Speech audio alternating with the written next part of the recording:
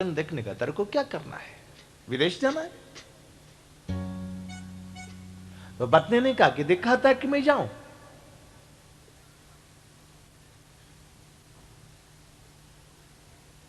पति ने कहा अब जब तेरे को जिद ही हो गई तो दिखाएंगा, चल। दोनों पति पत्नी ट्रेन में बैठे। एक का एक ट्रेन चल पड़ी तो पत्नी घबरा गई, ड्राइवर दिखता नहीं, कभी रोकना पड़े तो कैसे रोके। पति ने कहा कि देख, ये जो पाइप लगा ना, इसमें लिखा है आवश्यक कारण हो तो पाइप को खींचो, ट्रेन रुक जाएगी। पत्नी ने कहा एक बार खींच के देखो।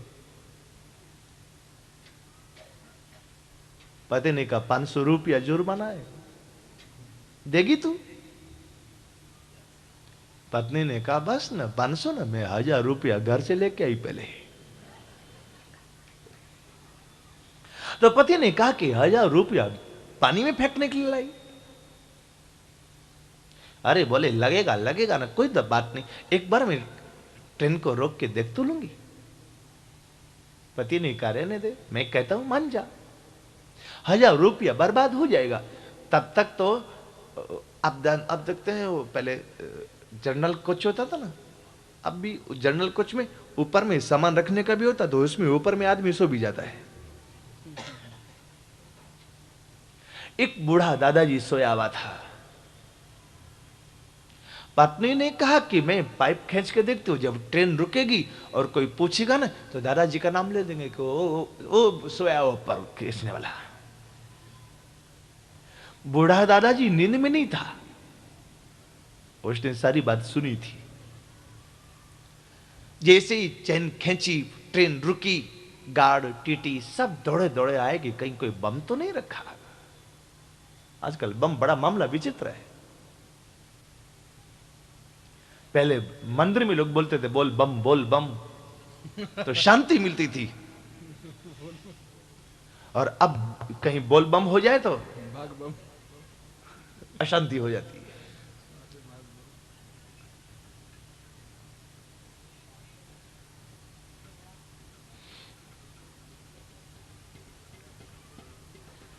लोगों ने पूछा किसने चैन खींची?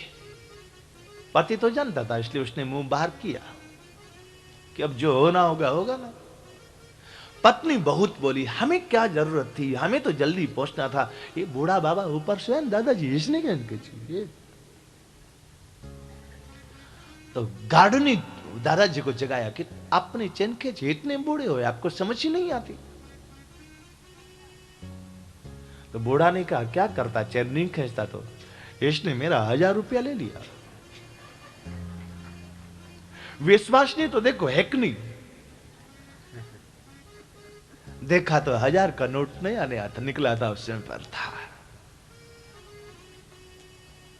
बूढ़े दादाजी को 1000 रुपया दिलवाया, दोनों को उतार के नीचे किया कि ट्रेन में ऐसा भी करते हो, दिखने में कितने अच्छे लगते हो। बूढ़े दादा का 1000 रुपया छीना, उतरो। ट्रेन चली गई, दोनों पति पत्नी खड़े के खड़े ही रह गए भाई। 1000 रुपया गया। ठाकुर ने लक्ष्मी जी से कहा मान जाओ, मैं कठोर हूं लेकिन नहीं मानती। ठाकुर ने जय विजय से बुलाकर कहा मेरे ऊपर प्रहार करो। बोले ये तो शत्रु का काम है, सेवक का काम नहीं। बोले जाओ शत्रु बन के प्रहार करना, प्रहार तो करना ही पड़ेगा। दरवाजे पर गए, सनकादिक कुमार आरे तो रास्ता रोक दिया। विगतः कुंठा यत्र स वैकुंठ, जहां किसी प्रकार का अवरोध नहीं होता उसका नाम वैकुंठ है। और तुमने हमें वैकुंठ जाने से रोका, इसका मतलब लगता है कि तुम वैकुंठ में रहने लायक नहीं। जाओ हम तुम्हें श्राप देते, 3 जन्म के लिए तुम्हें राक्षस बनना पड़ेगा, राक्षस बनना पड़ेगा, राक्षस बनना पड़ेगा।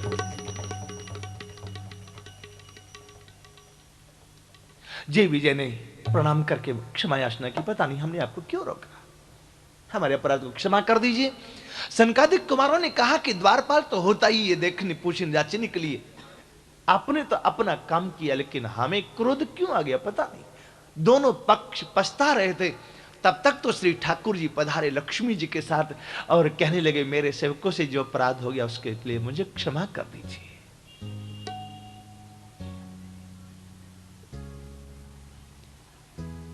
जय विजय को कहा कि तुम्हें 3 बार राक्षस बनना पड़ेगा, अब तो प्रहार करोगे। सनकादिक कुमार ने कहा कि वाह, इनका अपराध भी आप कबूल करते हैं और फिर इन्हें मेरे सेवक भी कहते हैं। क्या कभी हमें आप कहेंगे मेरे सेवक? 12 कहिए कृपाल तुलसी तू मेरो, एक बार तो कहिए कि हम तेरे।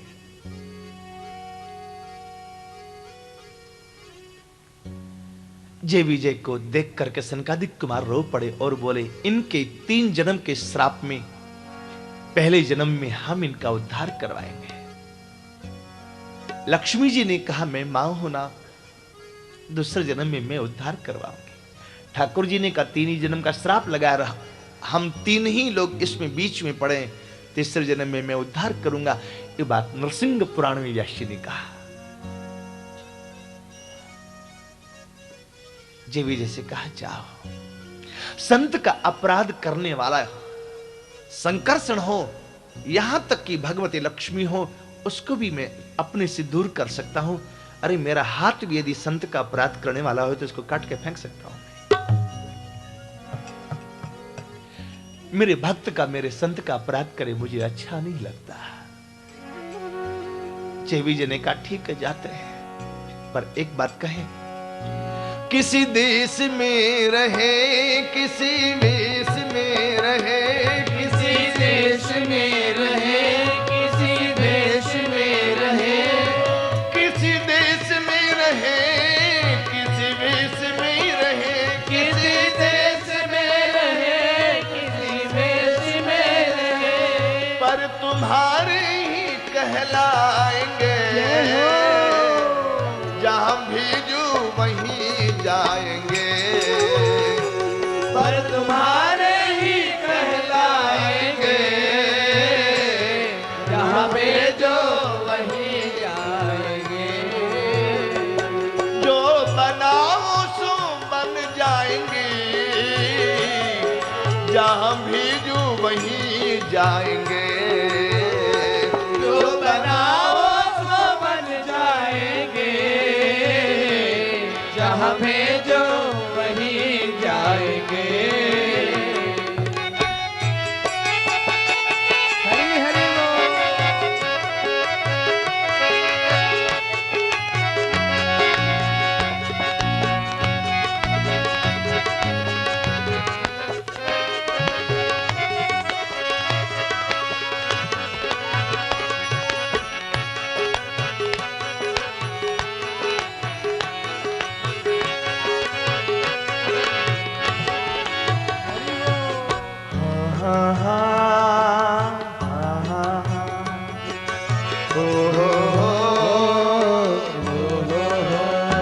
जो बनाओ सो बन जाएंगे, जो बनाओ सो बन जाएंगे, जहां भेजो, जो जहां भेजो वहीं जाएंगे, जहां भेजो वहीं जाएंगे, जहां भेजो वहीं जाएंगे, जहां भेजो वहीं जाएंगे।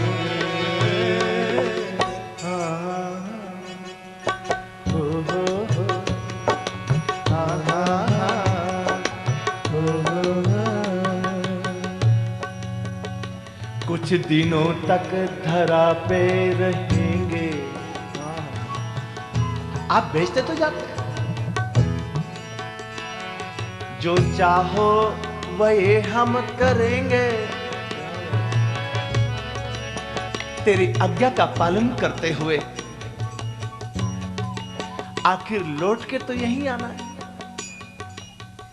ठाकुर ने कहा, हाँ ये मंजूर है। जय विजय ने कहा, तब ठीक है। करम के पुजारी करम चाहते हैं, हरम के पुजारी हरम चाहते हैं। तुम क्या चाहते हो? ना खुशी चाहते हैं न गम चाहते हैं। जो तुम चाहते हो वो हम चाहते हैं। किसी देश में रहे, किसी देश में रहे, किसी देश में रहे, किसी भेष में रहे, किसी देश में रहे, किसी भेष में रहे, किसी देश में रहे, किसी भेष में रहे, हाँ किसी देश में रहे, किसी भेष में रहे, हाँ किसी देश में रहे, किसी भेष में रहे, पर तुम्हारे कहलाएंगे। जहाँ भेजो, जहाँ भेजो वहीं जाएंगे। जहाँ भेजो वहीं जाएंगे। जहाँ भेजो वहीं जाएंगे। जहाँ भेजो वहीं जाएंगे।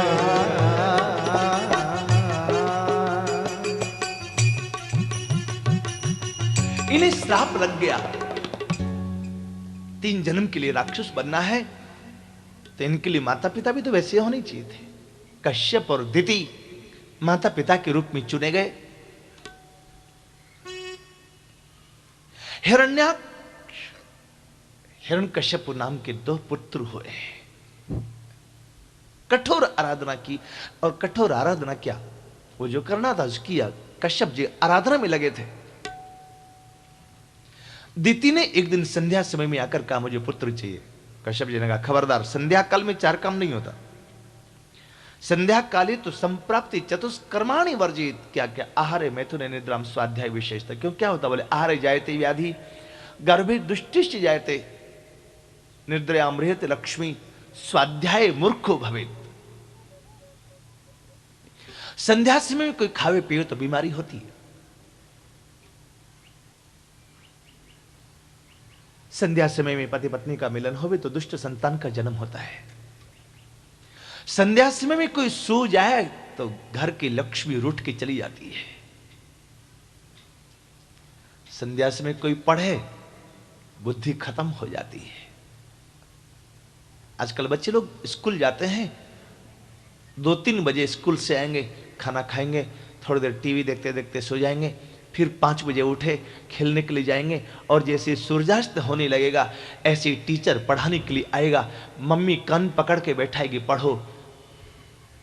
पहले तो बुद्धि बड़ी तेज होती है, धीरे धीरे बुद्धि खत्म हो जाती है। 1-2 जगह हमने कहा भी कि टीचर से कहो ना थोड़ा दूसरे समय में आवे। संध्या किसको कहते जानते? जब सूर्यास्त हो गया हो, तारे निकले नहीं हो, इतनी सी देर को संध्या समय कहते हैं, गोधली बेला। घरों में माता कहती दोनों सांझ मिल रही है।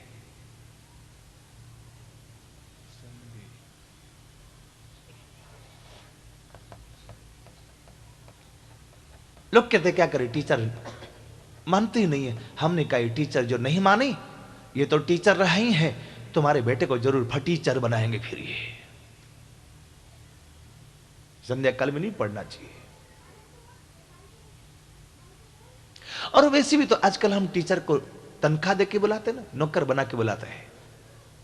टाइम हो तो पढ़ लेता बच्चा, टाइम नहीं हो तो हम कहते शाम को आना ना, अभी हम लोग मार्केट जा रहे हैं, वो शाम को आता है। तो वो टीचर नौकर बन के आया तो हमारे